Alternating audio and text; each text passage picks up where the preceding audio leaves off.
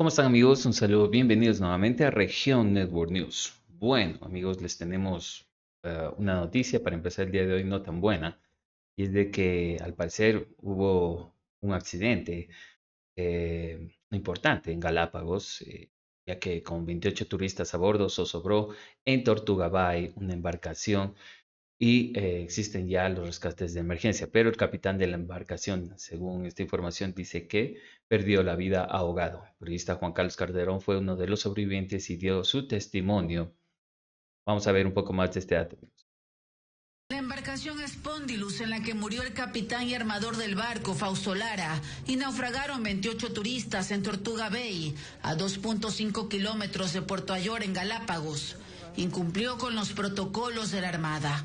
Fuentes de la institución consultadas por Televistazo detallaron que la lancha no zarpó a la hora de salida reglamentaria, hasta las 4 de la tarde. Además lo hizo con malas condiciones meteorológicas. Incluso uno de los sobrevivientes, Juan Carlos Calderón, periodista de investigación en Ecuador, relata la hora en la que partieron. El barco llegó a las 5, pasadas las 5, y salió a muy buena velocidad, pero estaba muy picado el mar, había una tormenta. Algo le pasó al motor porque como que se golpeó con algo. Y se paró el motor y siguió con un solo motor, pero ya como bamboleándose mucho. Nunca nos dijeron que nos pusiéramos los chalecos. Nadie controló nada. Él considera que fue un milagro mantenerse con vida, junto a su hija y esposa. Yo escuché y vimos cómo el barco se rompió y empezó a entrar agua por todos lados y se armó el pánico y el barco se viró. Alguna gente se quedó atrapada ahí, entre ellos mi esposa que pudo salir. Se quedaron mucha gente y logramos salir, no sé cómo. En la lancha habían familias extranjeras, entre ellos 4 niños. Yo vi pasar el cadáver del capitán, y llovía mucho y fuimos avanzando, por ejemplo, en mi caso, con mi hija y mi esposa, los 3 juntos, nadando y tratando de alcanzar la costa, y otros grupos venían junto a nosotros, otras de nosotros, todos en familias. Y un señor de Estados Unidos pudo rescatar su celular, no sé cómo, y con eso llamamos al 911. Este es el segundo accidente que se da en menos de un año. En junio pasado también se rescataron a 28 personas en Tortuga Bay. Hasta el cierre de este reportaje se desconocen qué sanciones o controles adoptarán las autoridades para evitar más víctimas por estos siniestros. Muy lamentable, realmente sí se deberían poner entonces más sistemas de seguridad. Ya como ustedes ven, 2 accidentes y eso está mostrando de que no está habiendo un control en esta tours, digámoslo así, que hay en Galápagos. Bueno, también es una cosa de que se está saturando mucho el turismo ya en Galápagos y eso también sobrecarga, podríamos decir así, la carga laboral de muchas de estas embarcaciones. Tiene que tener una inspección y mucho cuidado aquí en este sector. Otro dato, amigos, también les comentamos que el COE Nacional entra en sesión permanente por lluvias que dejan ya a 2.000 familias afectadas y 3 fallecidos. La decisión se adoptó tras una reunión en la sala de crisis del ECU 911 en San Borondón, donde autoridades nacionales evaluaron el alcance de los daños y la proyección climática. El gobierno golpea ahora con fuerza y obliga a reactivar la maquinaria estatal con más de 2.000 familias ya afectadas y 3 personas fallecidas.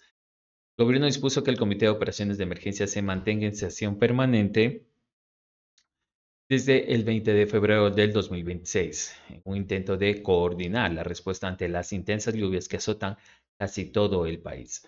La decisión se adoptó tras una reunión en la sala de crisis del ECU 911 en San Borondón, dice en el dato, donde autoridades nacionales evaluaron el alcance de los daños y la proyección climática para las próximas semanas. Activación en cadena de presión sobre los territorios. La Secretaría Nacional de Gestión de Riesgos informó que además de mantener activo al COE Nacional, se ordenó a las mesas técnicas y grupos de trabajo ejecutar planes operativos para atender las emergencias derivadas de las precipitaciones. El objetivo es acelerar la asistencia humana y mitigar los impactos de infraestructura, vivienda y servicios básicos. En paralelo, también se instruyó a la activación del COE provinciales y cantonales conforme a las alertas vigentes. La afectación también alcanza a todas las provincias del país, con excepción de Galápagos. Las prefecturas, por su parte, fueron exhortadas a realizar el dragado de ríos y esteros, lo que requieran en sus jurisdicciones como medida preventiva sobre posibles desbordamientos. El factor climático ahora está detrás de la emergencia. La explicación técnica apunta al calentamiento anómalo del mar. De acuerdo con el Instituto Oceanográfico y Antártico de la Armada y Comité Nacional para el Estudio Regional del Fenómeno del Niño, ERFEN, la presencia de un niño costero estaría intensificando las lluvias en el territorio continental. El incremento de la temperatura superficial del océano modifica así los patrones atmosféricos y favorece precipitaciones más persistentes y voluminosas. La declaratoria de sesión permanente del COE responde también a la presión de especialistas en gestión de riesgos, quienes habían solicitado a las autoridades nacionales y locales reforzar la coordinación y mantener operativos sus comités de emergencia también para enfrentar con mayor eficacia eventos asociados al temporal invernal, dicen el dato. Es, amigos, y es que desde que empezó el mes, desde que empezó el año, prácticamente se están teniendo muchas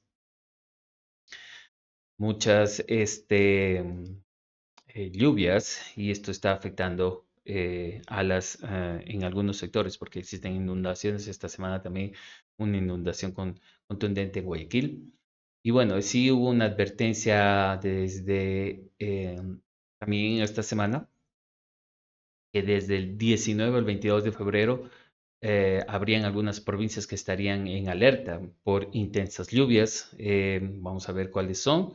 También, según en la información, que la alerta se mantendrá vigente hasta el mediodía del 22 de febrero y ubica esos 4 días como el tramo de mayor intensidad pluviométrica. Eso sería entonces hasta el día de mañana.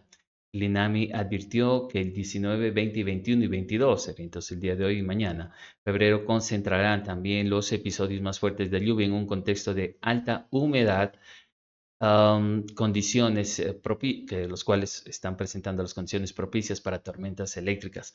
Aunque el propósito habla de intensidad variable, el patrón previsto sugiere acumulaciones significativas en periodos de cortos tiempos, un escenario que históricamente genera complicaciones urbanas y rurales. Muy bien, ¿cuáles serían entonces las provincias que estarían afectándose por estas lluvias?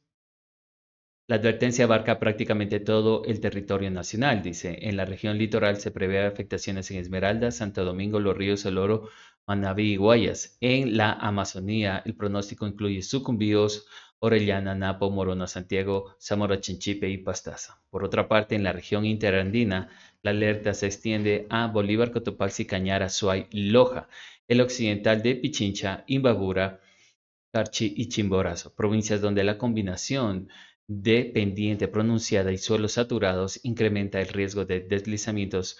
Finalmente, en la región insular, las islas Isabela, Fernandina y Santa Cruz también podrían registrar precipitaciones relevantes. El INAME advierte entonces así las condiciones viales que podrían deteriorarse por presencia de agua estancada, caída de árboles, bancos de niebla y movimientos de masa. Además, no se descarta crecidas súbitas de ríos, desbordamientos e inundaciones en sectores de drenaje insuficiente. Bueno, amigos, esta es la información que tenemos. No se olviden de suscribirse.